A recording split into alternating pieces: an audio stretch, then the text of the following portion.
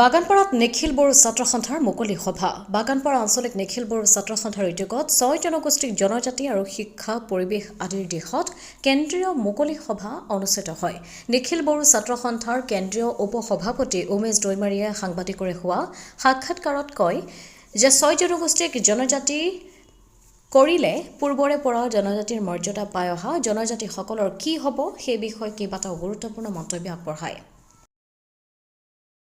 বাগানপাৰা যে আমাৰ আঞ্চলিক এফএ আজি ৰাইজৰ ৰাজাক লৈ এটা মুকলি আলোচনা চক্ৰ চলাই আছে। এই মুকলি আলোচনাত যে বিগত সময়ত যে অসম চৰকাৰে 6 জনগোষ্ঠীক জনজাতিকৰণ কৰাৰ উদ্দেশ্যত আমাৰ কি ক্ষতি হ'ব আৰু ইয়াৰ বিষয়ে বৰ্তমানৰ ষ্টেটাছ কি সেইবোৰ লৈ আলোচনা হৈ আছে আৰু লগতে বৰ্তমানৰ আমাৰ সমাজ জীৱন কি দিগত গৈ আছে এইটো লৈ আলোচনা ইয়াত চলি আছে আৰু ইয়াত 6 জনগোষ্ঠীক এছটি যে প্ৰাপ্ত দিয়াৰ যে গ্ৰুপ অফ মিনিষ্টাৰৰ ৰিপৰ্ট এইটো ৰিপৰ্টটো লৈ আমি নিখিল বড়ো ছাত্ৰ সন্থা লগতে চিচিটো হিচাপে আমি মষ্ট ক্লিয়াৰ কৰিছো আৰু এইটো যোৱা জানুৱাৰী 2 তাৰিখত আমাৰ যে ৰিটায়াৰ আইএছ এচিএছ আৰু লগতে আমাৰ প্ৰাক্তন যে এমপি শান্তনু কুমাৰ বসুমতাৰী তেখেতসকলক লৈ আলোচনা কৰি আমাৰ ইয়াত কি অভিযোগ আছে এইটো 6 জানুৱাৰীত আমি দাখিল কৰা হ'ল আৰু দাখিল কৰাৰ ইয়াত আলোচনাত আমি তেখেতসকলক আমি জনাইছো ৰাইজৰ ৰাজাক যে আমি আমাৰ স্পষ্ট নীতিটো এইটোৱে যে মাত্ৰ 45 লাখৰ ইয়াত এছটি আৰু তেখেতসকলক নতুনকৈ এছটি দিয়াত তেখেতসকলে বিবেচনা কৰিব লাগে। কাৰণ হ'ল এইটো সাংবিধানিক যি মৰ্যাদা আমাৰ আমি আগৰ পৰা যিখিনি পাই আহিছে আৰু ইয়াত অন্তৰ্ভুক্ত মানে 1.5 কোটিৰ ওপৰত যদি অন্তৰ্ভুক্ত হয় কিমান ডাঙৰ ইফেক্ট হ'ব এইটো স্পষ্ট কৰিব লাগে চৰকাৰে। ইয়াত মানে তেখেতসকলে কৈছে যে ৰিপৰ্টত স্পষ্ট কৰি লিখা আছে, তথাপিও পলিটিকেল কম্পালচনত তেখেতসকলে যদি দিয়ে ক্ষতিটো মানে বৰ্তমানৰ জনগোষ্ঠীটো হ'বই এইটো নিশ্চিত। গতিকে ইয়াৰ কাৰণে আমি চৰকাৰক পুনৰ বিবেচনা কৰাৰ কাৰণে আমি অনুৰোধ জনাইছো। চৰকাৰে যিখিনি ৰিপৰ্ট বনাইছে এই ৰিপৰ্টটো অলপ ভিত্তিহীন, কাৰণ হ'ল তেখেতসকলে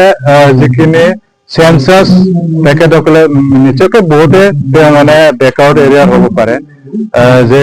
মানে বেকৱাৰ্ড এৰিয়াৰ বা বেকৱাৰ্ড মানে জনগোষ্ঠী হ'ব পাৰে,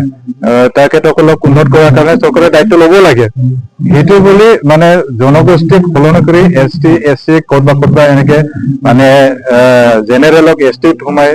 মানে উন্নত কৰিব পাৰিব সেইটো আমি কেতিয়াও ভাবিব নোৱাৰে। আৰু ইয়াত চেঞ্চাছ এটা ৰিপৰ্ট মানে যে কাৰ চেঞ্চাছ এইটো ক্লিয়াৰ নাই,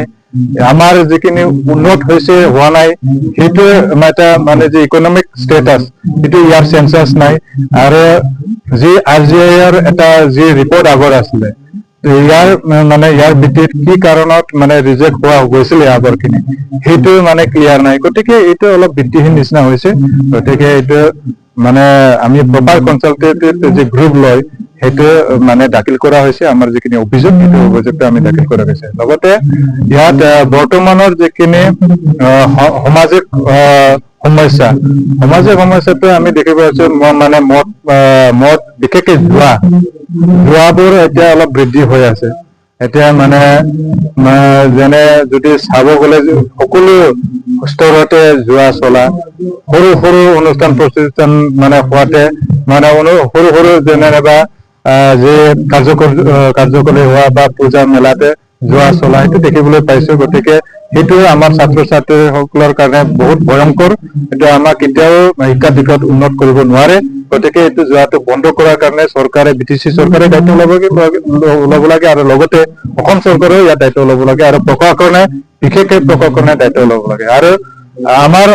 এতিয়া বৰ্তমানত যে মাইনৰ যে ছোৱালীবোৰ ল'ৰাবোৰে আৰু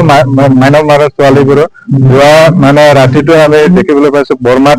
মানে গোট খাই মানে বেআইনী কাৰ্যকলাপ লিপ্ত হৈছে। আৰু এইটো কোনে চলাইছে কেনেকে চলাইছে এইটো ভালকে তদন্ত ল'বৰ কাৰণে ইয়াত অনুৰোধ জনাইছো। ইয়াত প্ৰশাসন ওচৰতে আছে, বৰমা থানা ওচৰতে আছে, কিন্তু এই থানা কাষতে কেনেকে মানে এনেকে বেআইনী কাৰ্যকলাপ চলিব পাৰে সেইটো আমাৰ প্ৰশ্ন। গতিকে প্ৰশাসনে ইয়াৰ জ্ঞাত আছে না নাই আৰু যদি ইয়াত বহুতো বাৰে বাৰে কমপ্লেইন দি আছিলে কিন্তু কমপ্লেইন থকা স্বত্বেও ইয়াত প্ৰশাসনে গুৰুত্ব আকাৰে নোলোৱাটো আমাৰ কাৰণে অলপ দুখজনক আৰু সেইটো ৰিপৰ্টটো থাকিব লাগে গতিকে আৰু এইবিলাক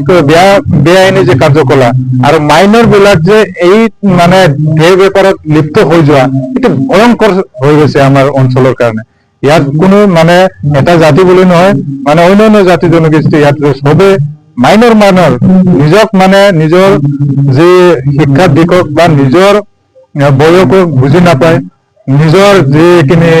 দিশ বুজি নোপোৱা ল'ৰা ছোৱালীবোৰক এই মানে বেপাৰত লিপ্ত হোৱাটো মানে আমি দেখিবলৈ পাইছো এইটো যাতে শীঘ্ৰে চৰকাৰে প্ৰশাসনে যাতে এইটো ষ্ট্ৰং এটা বিহিত ব্যৱস্থা লয় এটা যাতে বন্ধ কৰে লগতে ইয়াত যে আমাৰ ছাত্ৰ ছাত্ৰীসকল এতিয়া পৰীক্ষাৰ সময় হৈ আছে মেট্ৰিক পৰীক্ষা আহি আছে হাই ছেকেণ্ডাৰী ফাইনেল পৰীক্ষা আহি আছে এই পৰীক্ষাৰ সময়ত আমি অনুৰোধ জনাম ৰাইজৰ ৰাজাক যাতে মেলাবোৰ বেছি দীঘলীয়াকে যাতে নাপাতে পূজাবোৰ হওক পূজা দিয়াটো কাৰো বাধা নাই কিন্তু পূজাৰ নামত মেলা পাতি